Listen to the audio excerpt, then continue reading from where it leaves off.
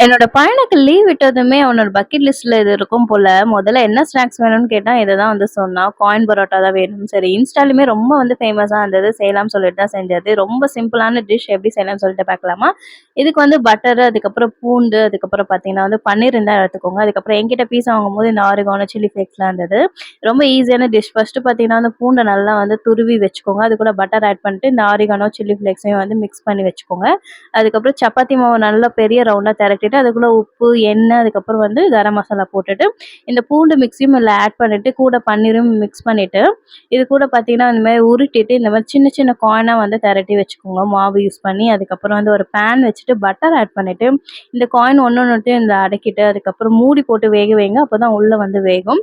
இத வந்து அதுக்கப்புறம் 2 சைடும் வேக வச்சுட்டு எடுத்து பார்த்தீங்கன்னா வந்து ரொம்ப கிரிஸ்பியாவும், டேஸ்ட் அல்டிமேட்டாவும் வந்துட்டு ட்ரை பண்ணி பார்த்துட்டு எப்படி இருக்கு சொல்லுங்க. மறக்காம நம்ம சேனலையும் சப்ஸ்கிரைப் பண்ணிக்கோங்க. பாய்.